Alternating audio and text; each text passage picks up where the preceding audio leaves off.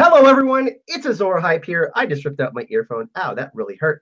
And this is Indeed Geek, and today we are here to discuss the honor of Jaime Lannister. And I see a bunch of you in the chat, but first, I would like to introduce my guest, one of my favorite people in the YouTube community, Indeed Geek.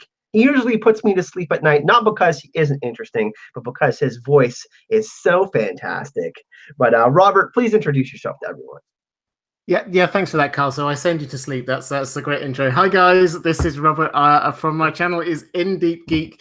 It is an honor and a pleasure to be here as always. Carl, you are also one of my favorite people in the entire community.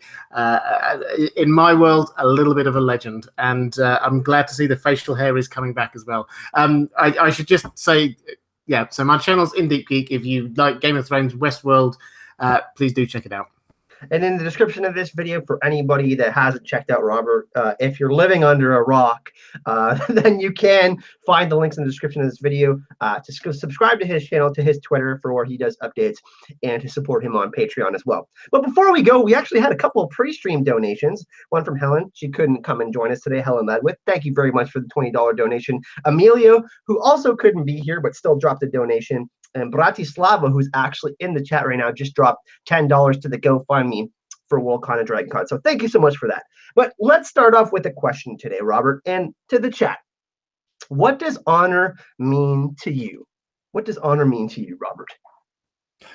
To me, it's a code of living. What are the rules that you set yourself? The rules that you abide by, even if nobody's looking, even if that's not what the rules of the land say. What are the things that guide you and your actions in secret? And I think we'll come on to this, I know, but this is huge for Jaime Lannister, because the things that he does in secret, the things that he does that people don't necessarily see, those are really important to showing who he is as a person. And this is for me, the thing about a code of honor is that it's about who you are as a person.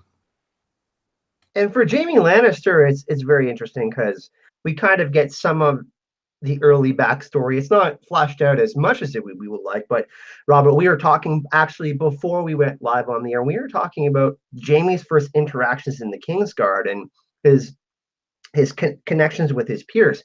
And one of these things that really stood out to me is obviously, he was close to Cersei, and Cersei was always influencing him. But when he's on his own, when he's out there doing his own thing, he is honorable. And I think we can't take that away from him. One of the instances we actually talked about, Robert, is the interaction with Sir Oswald Went. So obviously we all know that Jaime Lannister killed the Mad King, Aerys Targaryen. He was paranoid, he was mad, he was burning people alive, which is not an honorable thing. I think we can all agree on. But there was a lot, and I know some people know about this, but there's actually a lot of Jaime Lannister showing his honor and his disdain for the mistreatment of good people. So what do you think about that, Robert? Because I think that is overlooked a lot in Jaime's story because he is the Kingslayer. Yeah, the thing about Jaime Lannister is that he got this label as being the Kingslayer, and this is something that this is how other people view him, and it's almost as if that is the summation of who he is as a person. And we saw on the show when he had that scene when he was there with Brienne in that huge bath, that it really cut him deep about who he was. People did not understand who he was, and he has got a heart for the oppressed, and he has got a heart for the people that other people do not quite see all their good works. But it's so put down his list of say priorities is probably the wrong way of saying it, but in terms of what he puts across to people, he feels he has to have this front. And for me, the whole struggle with Jaime is between his own personal honor code and this kind of front that he feels he has to put up. And in his honor code, one of the key things is honoring who he loves and who he cares about. And that is the thing which led to the whole Cersei thing, and is also going to be central to the whole Brienne issue. So yes, I agree. It's a central part of who he is, to actually care about the little people. And I would actually say the biggest show of that was when he was the Kingslayer, because he wasn't doing that because he hated the Mad King. He didn't do that because he didn't like a new policy direction the Mad King was going. He did that because he knew that what might happen if he didn't do that was innocent people would be killed. And so he did that in full knowledge of the fact that he was breaking all of these different vows, because it was more important to him that people lived and people weren't oppressed than his name was honored. Well, it's interesting because he was in the super tough position. If he did nothing, all these people died, and he obeyed the king, which is something that's that's just bonkers to think about. And then if he did, he's still judged. So either way, he's still getting judged. You brought up something that's really interesting. Him reacting to people like Brienne, and like he thinks that Brienne is honorable. We all know that, but I think it all comes from his love of Tyrion, and we're actually going to discuss that after. But we do have a second stream today, everyone. This is a double whammy today. We're actually going to be live on Indie Geek's channel at 6 p.m. Eastern Standard Time. We're going to be discussing Brienne's honor, so that's going to be really awesome. But Gemma, Secrets of the Citadel, my podcast co-host, is in the chat, and she had some awesome things to say. And she said, so many vows, they make you swear and swear. Defend the king, obey your father, protect the innocent, and defend the weak. Defend the weak, respect the gods, obey the laws. It's too much. No matter what you do, you're forsaking one vow or the other. And this kind of goes back to what I was just saying. It's like you either obey the king or you protect the people. And there's this thing that's going on in the story in the Song of Ice and Fire and a Game of Thrones. It's like, look, Cersei doesn't care about the small folk. She only cares about the survival of the Lannisters. And there's this constant push and pull between how are the small folk being treated and these people in power. How are they treating everyone else? So yeah, what do you think about that, Robert? Do you think that because he grew up with Tyrion, and obviously Cersei was not very fond of Tyrion, Tyrion did kill their mother in childbirth. Do you think that because Jaime does love Tyrion, that made him more honorable in his life? Yeah, to a certain extent. And I think Tyrion was immediately a character who people looked down on, but he could recognize the value of. And I think this is probably quite a foundational thing for him, recognizing that there was somebody who was actually all of the things that his father wanted in a son, being politically engaged, incredibly clever, being articulate, and all of those amazing things, and yet hated and put down and laughed at and almost pushed to one side. That, I think, allowed him to understand the plight of normal people, because otherwise he would just be in this bubble of privilege. Now, Tyrion obviously also grew up in a bubble of privilege. Let's not forget that he had a really horrendous upbringing. But the fact that Jaime could see someone he cared about treated badly because of how they looked effectively and an accident of their birth that was absolutely nothing to do with them, that I think allowed him a degree of empathy that if he had just been affected by his father and his sister, then perhaps he wouldn't have. So yeah, I think that's a really good point. I think Tyrion, it probably wasn't so much Tyrion's teaching of Jaime so much as just Tyrion's experience that allowed him to understand these things.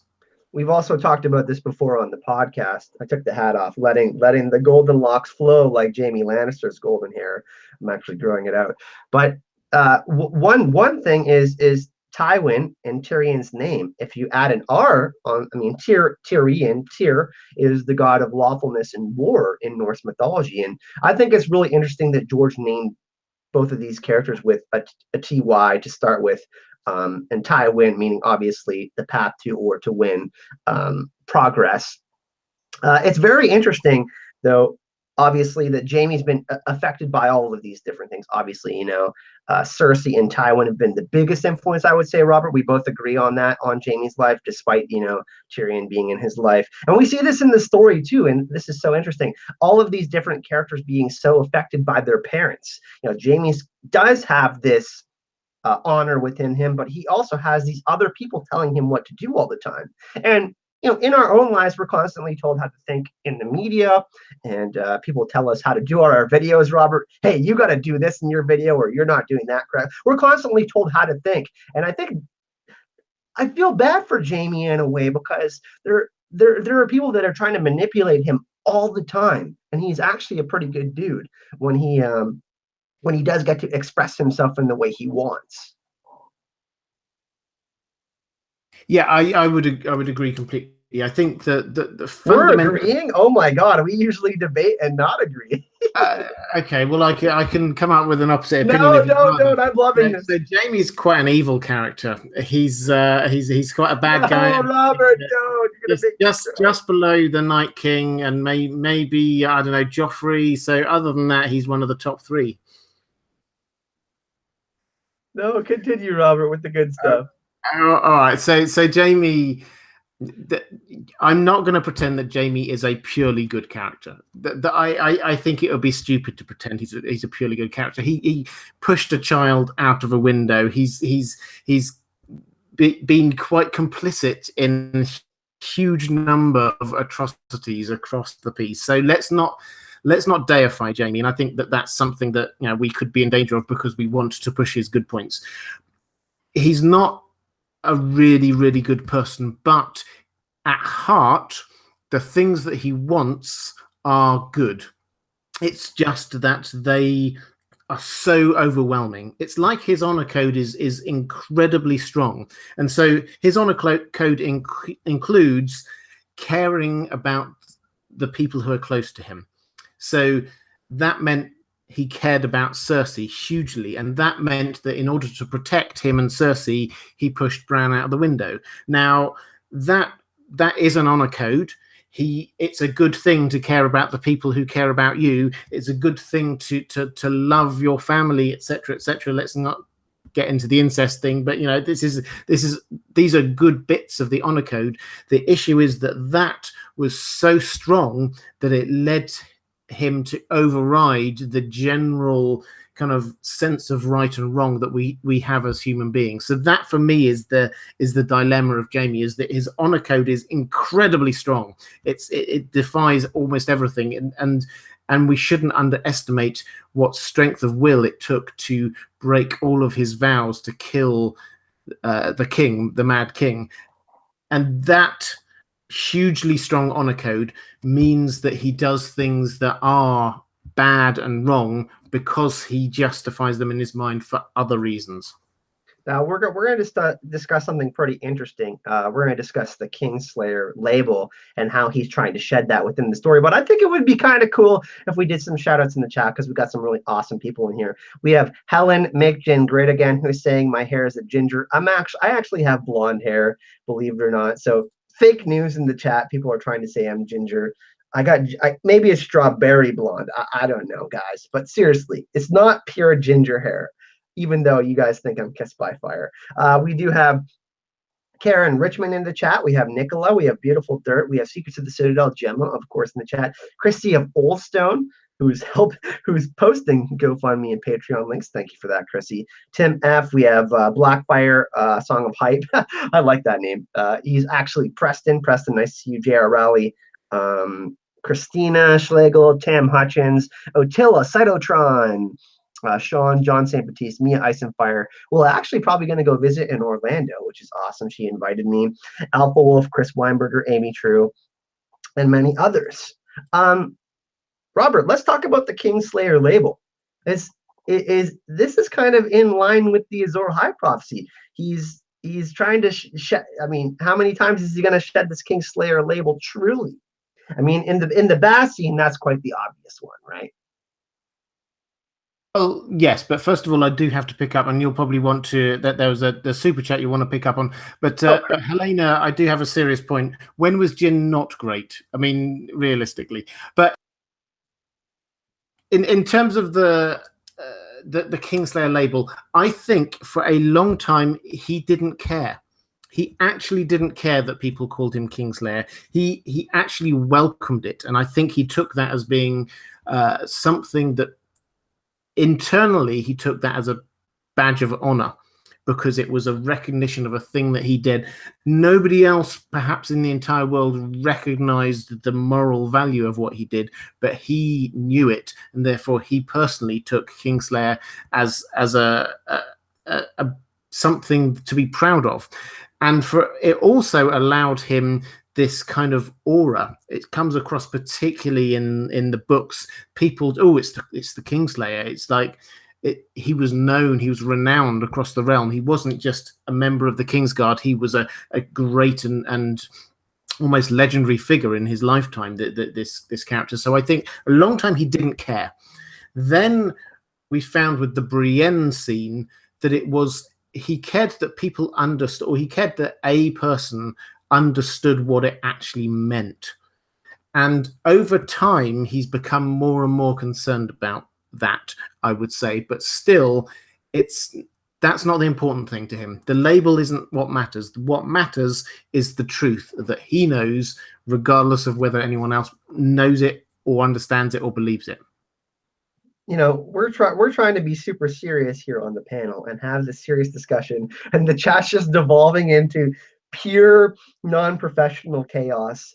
And I think it's actually all because of Helen and Gemma, the women of the chat, the sugar sisters, especially Helen. I call her my sugar sister because she's always dropping donations like she did earlier. And no, I'm not admitting that I'm a redhead. Thank you for the donation. But yeah, I agree, Robert. It's this thing that's constantly within Jaime. It's like, you know, this act. Yes, he does have to feel bad about killing someone, but the act that he was truly carrying out was for a good reason. Let's talk about some book stuff. Can we talk a little bit about the Weirwood Dream, Robert? Like that one is interesting as far as honor goes, because obviously he's laying his head on a weirwood stump, and obviously Rhaegar appears and said, hey, like, why did your dad betray me? And then all of his other peers are appearing as ghosts, and obviously he has this kind of Lightbringer moment, like the awakening at the end of the dream, like the sword and all of that. So what do you think about that? Is that something that kind of reignited Jaime in a sense, because he's at that point he's kind of trying to fracture a little bit away from the Kingslayer label, right? Yeah, so in the narrative, that dream serves to get him to go back up to get Brienne. So that's the main purpose of it. So because I like to think my only tinfoil hat in this is that I think most things are down to Bloodraven. So I think that this was Bloodraven through the Weirwood network connecting them up. But in terms of the symbolism of the dream, what we have there is somebody saying that he is, or him being told that he is a hero in a way, which is something that the world had not been telling him. It was something that all through everyone externally had been saying, you're a bad person. And I saw someone in the chat, sorry I didn't spot who it was asking about Ned's view of him. And Ned's view of him was very much based on a split-second judgment of when he came into King's Landing and saw Jaime Lannister with a dead king and him sitting on the throne, and it was like, so you killed the king and now you're sitting here waiting for your dad to turn up. That was where that all came from.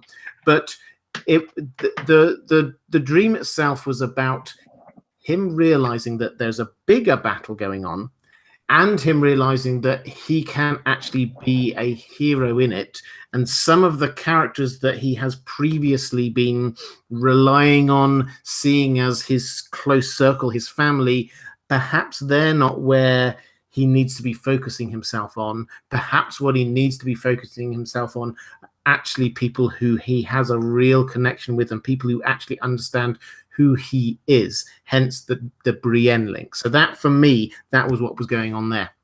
And that's why it's so interesting that we're going to be talking about Brienne later, because Jaime and Brienne are so intertwined. I think that, we can talk a little bit about the show, Robert. I think that, obviously the last time we saw them meet was very interesting, but I think that we're going to see them meet again.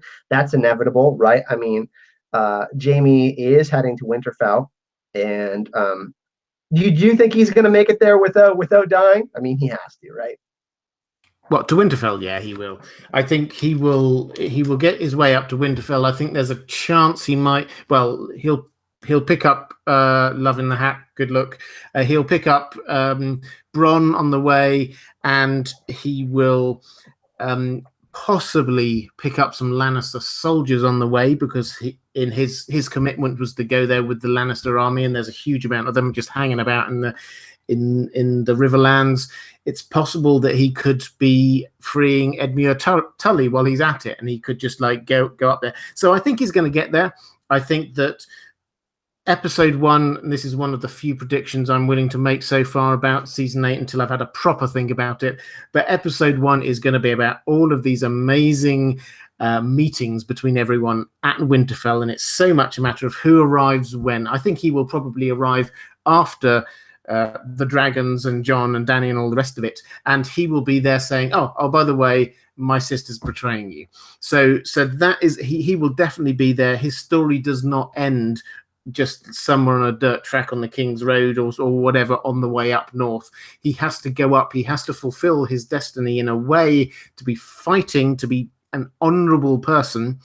I think that the show has certainly made a huge amount of play about the swords, the two swords that were forged from ice, the ice being the Stark traditional sort of the ancient family sword. So I think that he will definitely be fighting with Brienne on that in defense of the Starks. And I think and perhaps we'll come on to this in a moment, but his arc naturally has to lead him back to Cersei. The amount of times in the books that one or other of them have said something along the lines of, we came into this world together and we will leave this world together, that there has to be a final meeting between the two of them. It's not going to end just like this. And I think one thing that's really interesting too is that Brienne, obviously she had interactions with Sansa and Arya, but more so Sansa. She was, beside Sansa's side when she was meeting with Littlefinger and whatnot. And one thing that's really interesting is that in the books he says Sansa Stark is my last chance for honor. Remember that. So I think that that's really interesting. The fact that he did say that he to Catelyn that he would honor that vow, and we know how seriously he does take those vows.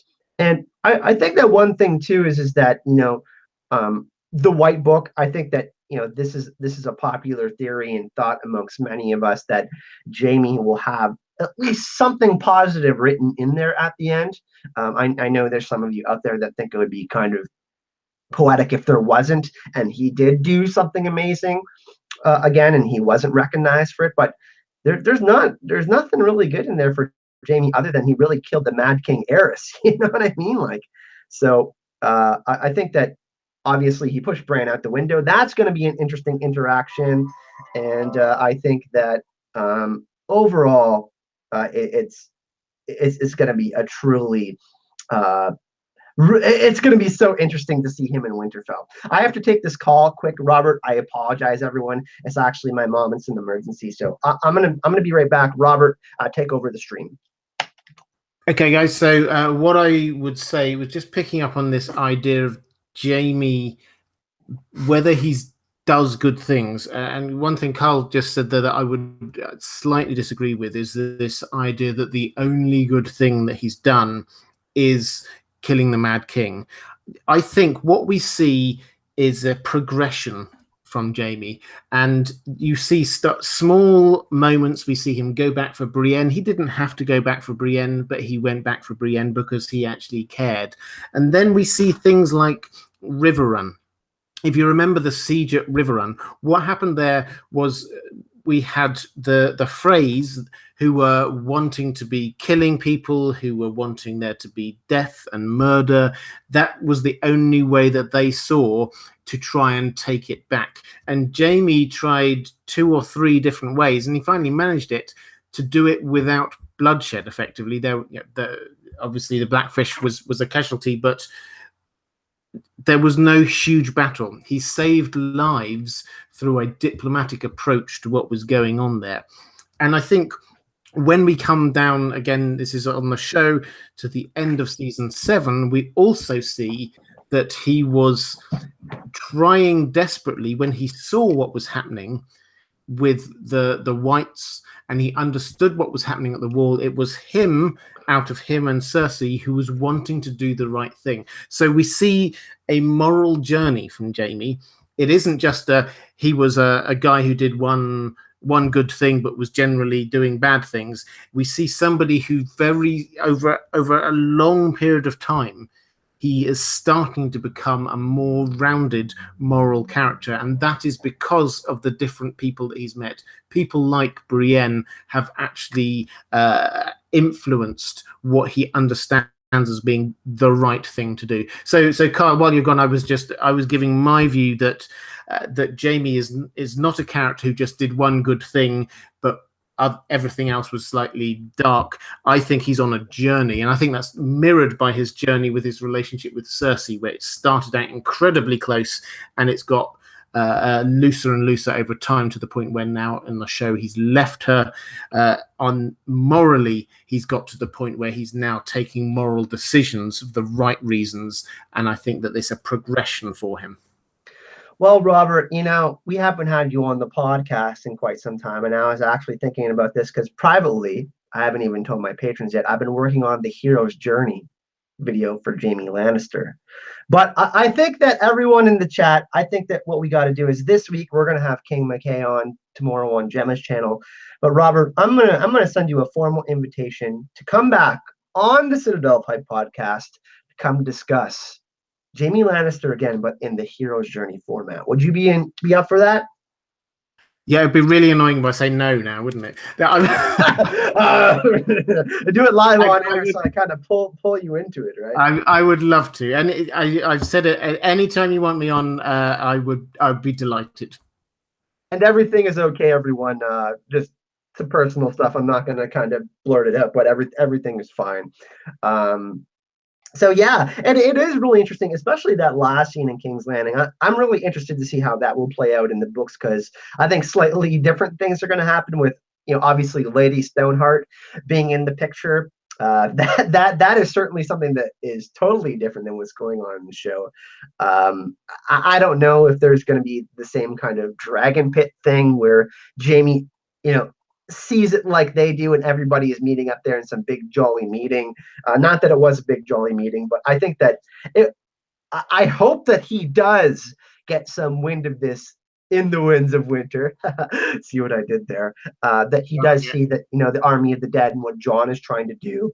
And one thing that's, speaking of honor, he always thinks back to Rhaegar Targaryen, and that he wanted to call a council. And Rhaegar, remember, there is the tournament of Harrenhal, and some people thought secretly he was trying to get all the lords together to speak about how his father was unfit as king. And I think that, those last words from Rhaegar to Jaime really resonated with him, how he wasn't able to protect Rhaegar and Ilya's children, even though, it was pretty much well known that Rhaegar was falling in love with Lyanna.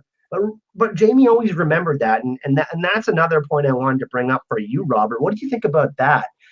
Jon Snow being, I think we both agree. I saw some of you trying to troll me in the chat earlier. Ned plus Shara is Jon. Cut that crap out, okay? But Jon being the son of Rhaegar Targaryen and Lyanna Stark. What do you think about that? How will that affect Jaime's honor? I don't think it will huge amounts. I think Jaime's honor is an incredibly internal one. It's a matter of what he personally thinks is right.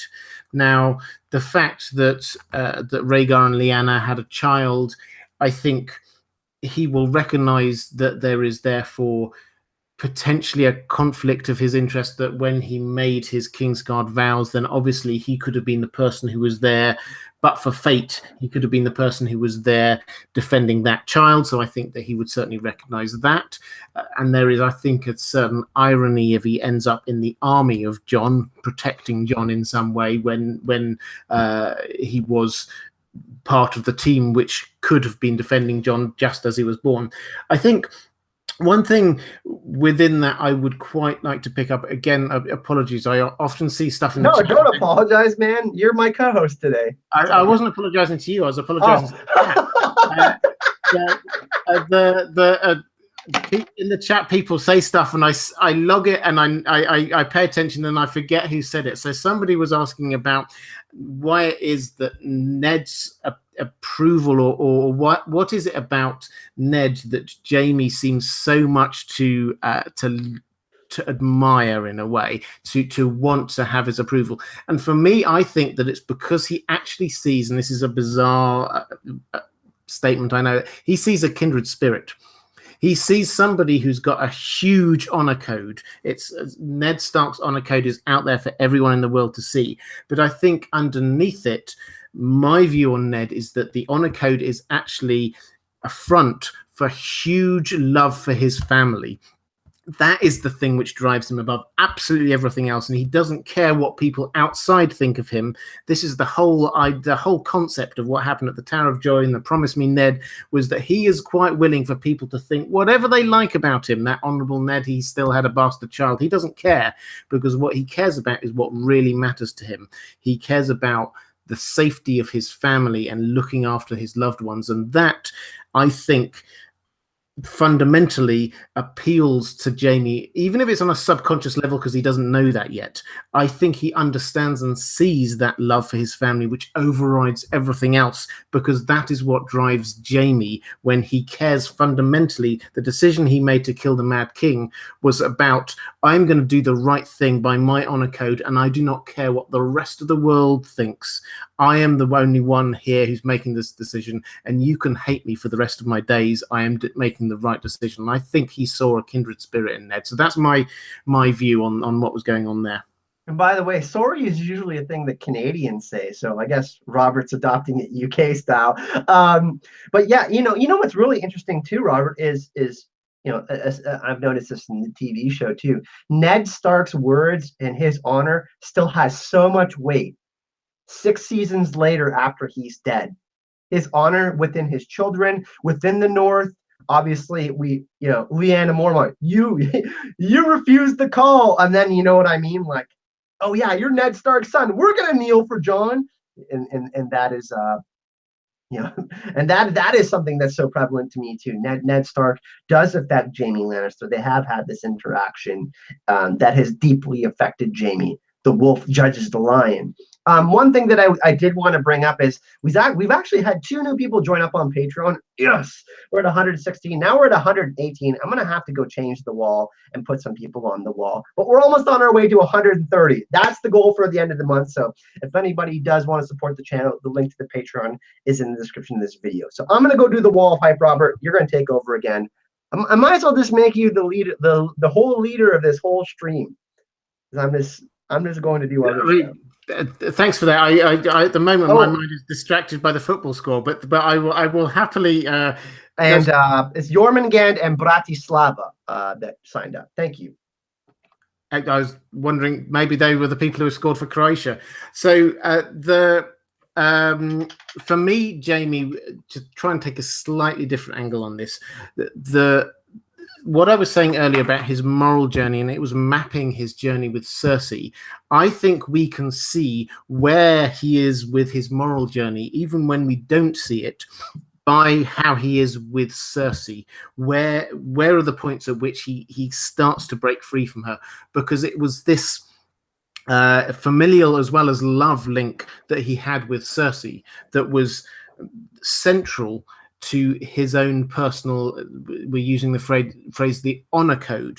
And while he had that cornerstone of who he was there, then that overrode everything. So that is why, as I said earlier, that is why he pushed Bran out the window, because his love for Cersei was so much greater than all other moral considerations. He says, the things I do for love. He did it for love because he thought his love for Cersei was more important than any other considerations. So I think we can see a proxy for his moral position and his moral journey through Has he just gone up to 100? He's got another patron just while we're talking. That's amazing. Through keep it going, guys. By the way, I'm loving this.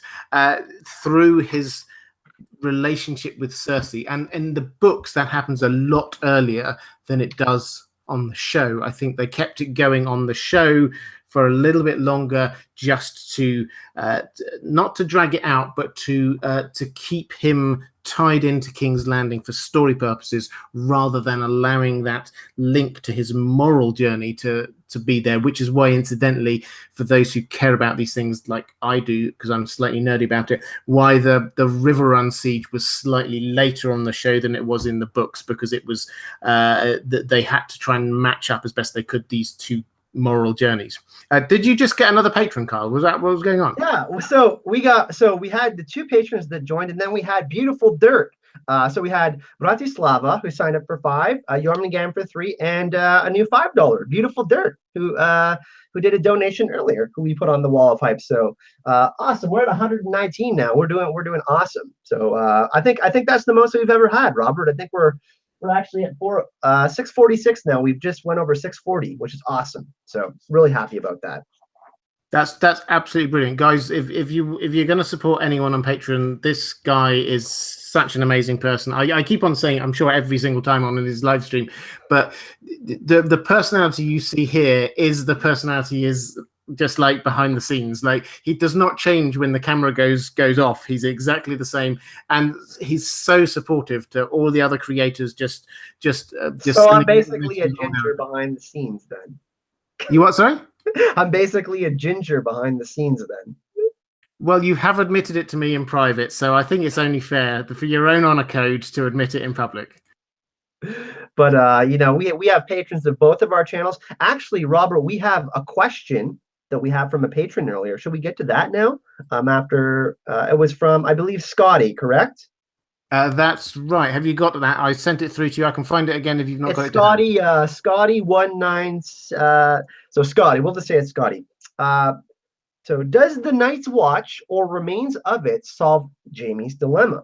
If he was to join, it would wipe out away his past crimes. It would also mean he only had one oath to keep. So this is a hypothetical question. I think with obviously season 8 coming, we're not going to have the final book for quite some time, Robert. But hypothetically, let's say Jaime Lannister survives the story. I'm not one. I don't think he's going to survive personally. I think he has to die to accomplish what he wants written within the White Book. But let's say hypothetically, would this work for you? Him joining the Night's Watch and being the Lord Commander of the Night's Watch. I guess I could kind of see it. I mean, I think he would be good at it. I just don't know if he's going to make it. Yeah, so thematically, we have to say there are a lot of links between the Kingsguard and the Night's Watch. The Kingsguard dressed in white, the Night's Watch in black. The Kingsguard making these oaths for life, that including celibacy and all these other things. Same with the Night's Watch. So there's a lot going on there. They both have these Lords Commander. It's a very similar kind of structure. So what we haven't seen are any high-profile people being both of them. So what might make sense is for Jaime thematically to end up there. So I get the logic of people saying this, and I completely understand it. And I also, as a character, I do wonder where Jaime might end up. If we take the assumption, and we'll come back to this, I promise you in just a second, but if we take the assumption that he survives, I think Cersei has to die. I can't see Cersei surviving. I think that there's a fairly good chance that Brienne will either die herself. I hope not. I love Brienne as a character, or join an equivalent of a Kingsguard somewhere. Meaning that Jaime is going to be there going, right, well, what do I do now? Because realistically, I could see Tyrion being recognized as being a person who is better suited to be running Casterly Rock or being a lord of some kind than Jaime. That's not really where Jaime's skill set is. Jaime's skill set is more being a commander of some kind. So the question is, what does he do? I think that when he's had this background of being a Kingslayer, and then I personally think he will end up being a Queenslayer, I think the idea of him being a Kingsguard is going to be just ridiculous because he's already killed 2 monarchs. So you wouldn't then like trust him to have the same job. So it makes sense if that's where he ends up at the end of it all. So I understand the logic completely, but I think that I would agree with you that the question is, does he survive? And that, personally, I'm 50-50 on. I think that there's quite a good chance that he dies with Cersei. Well, I mean, we obviously have the Valonqar prophecy in the books, which clearly states gold will be their shrouds, meaning that all of Cersei's children will die, which means Jaime's children will die because they're both Cersei and Jaime's children. So that's really interesting. I think the dynamic of him, because when you join the Night's Watch, you can't have children and you can't marry. So will those rules be changed in the end? Perhaps there might be a more progressive look at the world after everything that has happened. You know, the wheel being broken in so many different areas, the Night's Watch, the King's Guard, you know, women can join the King's Guard, that kind of thing. Martin breaking down these walls in all of the different areas of the story. And I mean, you know, generally we see people like Joe or Mormont and obviously Jon Snow, others being quite able to be great in combat or at least be sufficient. Jaime has lost his sword hand, so that's something that he's always recognized as such a big part of him. So it would be really interesting, and I totally see why, Scotty, that you wanted to ask this question. It would be one of those things where it's that twist where George is like, I didn't kill off Jaime in the Romeo Juliet style that I've been foreshadowing for the whole book. He's gonna be Lord Commander of the Night's Watch. So I don't know. Let's ask the chat, Robert. Let's have a vote. So does Jaime survive the story? We'll put a heart emoji, and if he doesn't, we're gonna put a fire emoji. Let's see what we can get in the chat. Also, we had another donation from Laura D towards your Dragon Con trip. Thank you so much, Laura. I really, really appreciate that. But yeah, chat, let us know. Heart emoji for Jaime surviving, fire emoji for Jaime dying. And me and you both agree, Robert, we both think he's going to die. I'm 100% sold that he's going to die. I'm 50-50. I think that there is a good chance with the foreshadowing that he will die with Cersei. But also, and I've decided that I now hate the phrase because we overuse it too much. I think it would be quite bittersweet for him to survive but have no one to love. I think that him doing the honourable thing, which brings about the end of Cersei's rule, saving lives, I could certainly see that being a thing which, if he was remembered for doing the thing that saves people's lives and honoured for it in a way that he wasn't the first time around, I think that would be incredibly beautiful. But I also think just him waking up after the whole thing, having done all that he has, having spent everything, and looking around, pardon me, and looking around and seeing that the people that he loved and everything that he'd built his life around before is gone, and what does he do now? I think I can see the poetry in that as well. Now, I'm gonna, we're getting towards the end of the stream here, Robert. We got about another 15 minutes left. We started a little bit late, so we'll go till 4:05 for you guys. But I think that it would be really interesting. Obviously, I mean, Gemma mentioned in the chat, she thinks that Jaime and Cersei are going to die together. I could certainly see a situation where Jaime chokes out Cersei, but she has a dagger or something and, mortally wounds Jaime. And then there's some sort of final act. Jaime could die in Brienne's arms. That would certainly be something that would be, Jaime getting a final moment that is worthy of the acts that, the act that that he saved so many people. He does get that final moment of peace with Brienne. I would certainly love to see that happen. Of course, Jaime isn't perfect. None of the characters within the Song of Ice and Fire are perfect. There's good and bad within every character, I think. But I would love to see him tinfoil have a final act. If the Army of the Dead is this is a show thing. Him using, if there's any wildfire left, blowing himself up, and maybe giving Jon and Dany or whoever's left fighting the Night King and the White Walkers a chance doing the exact thing he tried to prevent wildfire from going off in King's Landing. His final act is to blow up part of the army of the dead. That's one of the predictions that I've been sticking my thumb in and just being like, yeah, I think that's going to happen. But yeah, it's tinfoil, I think.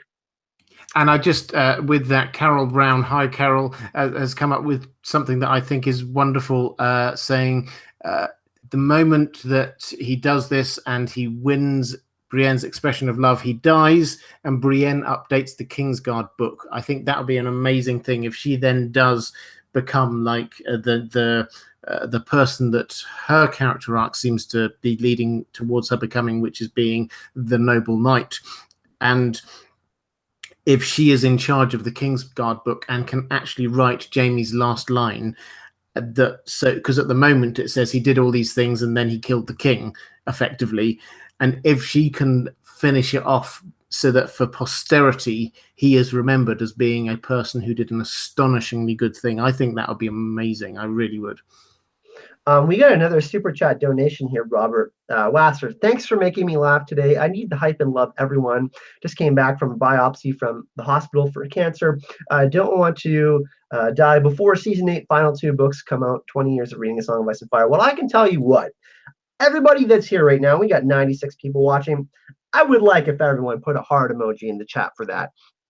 That would be awesome. We also have another member of our community, our friend Erin, who's been dealing with some stuff. She's actually got some better news, but you know what we'll do is we'll put heart emojis in the chat for anyone that has to deal with that stupid disease, man. It sucks. So hype and love to you, Wasser, and everybody in the chat. Let's throw some love her way. Robert, let's kind of get into final thoughts here. Obviously, the books in the show are going to be a little bit different. Jaime's having, being led to Lady Stoneheart by Brienne. I don't think that Brienne would kill Jaime, though. I don't think that could ever happen. I don't think she would ever do that. Obviously, in the show, it's a very different place. Can you kind of give us like one consolidated theory, both show and books, what you think is going to happen with Jaime Lannister, and overall kind of way he's going to end his arc? So Jaime Lannister's arc, as I see it, is this moral journey, an emotional journey away from being someone who's tied in to Cersei and is tied into how other people view him, to end up to a place where he can completely break free from Cersei and get the respect that he's due for the amazing things that he's done. So that is the end result for him in his character arc, as far as I can see. And I think the most logical way for that to happen is for him to be the person who, in some sort of recreation of what happened with the Mad King, of him preventing Cersei from killing thousands of innocent people, and this is the crucial bit, him getting the credit for it. I think that it makes so much sense for him to die at the same time as Cersei because they were so connected as two characters. And I think it makes so much sense that he gets the honor that he deserves for saving thousands of innocent people, but only after he dies. That for me seems to be a strong character arc for him. So he's going to fight in the north. He's going to show people who he is. And then he's going to come south, and that's where his end will come. Yeah, I don't think he's leaving King's Landing. I think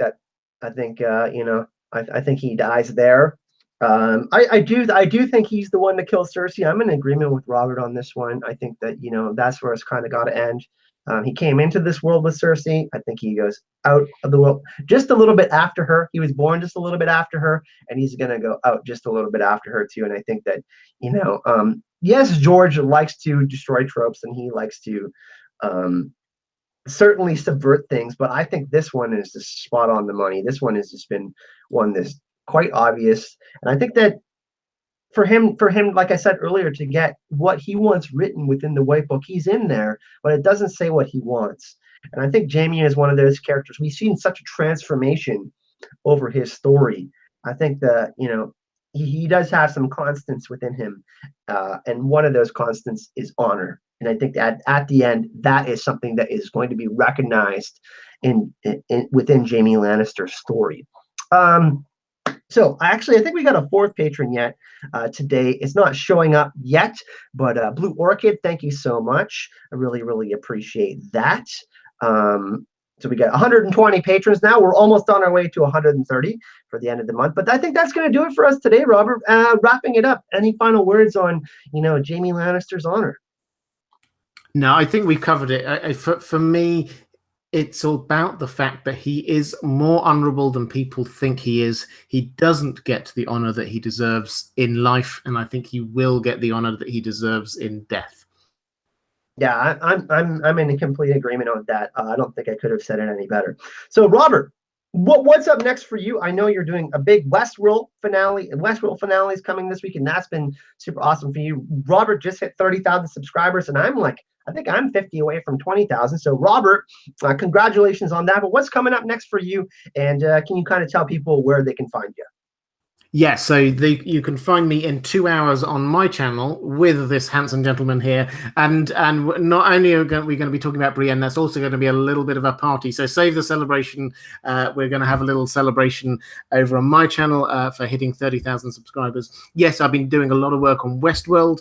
Love Westworld, and we've got one more episode to come, season finale, which is just, it's looking epic. So I've got that going on. I do Game of Thrones videos every week. I'm going to be majoring on that again. And I am launching a new channel. It's going to be focused just on the thing that people have been telling me ever since I started this. They wanted me to be reading audiobooks. So I'm going to do that. It's going to be launched in 2 or 3 weeks' time, I think. It's called The Well-Told Tale. So if you go and you can look for it on YouTube now, if you want to subscribe, please do, so you get access to the stuff when it comes through. I've also got a GoFundMe page for it. If you just hunt for that, GoFundMe for The Well-Told Tale, it might be under Indie Geek, I don't know. There'll be a link somewhere. So if you want to help out, that would be great. But yeah, so lots of stuff going on. Really excited about the second half of the year. Lots of Game of Thrones, lots of audio narration, and probably a few other things just randomly thrown in as well. Well, awesome, Robert. Thank you so much for joining us, and thank you for agreeing to my quick lasso to try to get you in on our podcast. Of course, we're going to be going live on Indie Geek Stream. So if you go check out his channel, all 93 of you that are still watching, go set your notifications. It's going to be at 6 p.m. Eastern Standard Time. For me, we got some new things coming. The new Ragnarok and Westeros video is coming this weekend. The sponsored video from Karen Richmond is coming up this weekend on Daenerys Targaryen. I'm predicting her final scene. And then we got some Marvel content coming out next week from me and George. So we're going to be really excited about that. But thank you, everyone, for joining. If you do want to support the channel, you can sign up on Patreon. You can find the links to both mine and Robert in the description of this video. If you do want to reach out to me and say hello, or to Robert as well, our Twitters are in the description of this video. And if you do want to help me get to Worldcon to go see George R. R. Martin in person, link is in the description of this video. So Robert, I think you should do the sign out on this one. Hype and love. This give us a real good hype and love to sign out on. You know, I've been wanting to do this for so long. Guys, hype and love.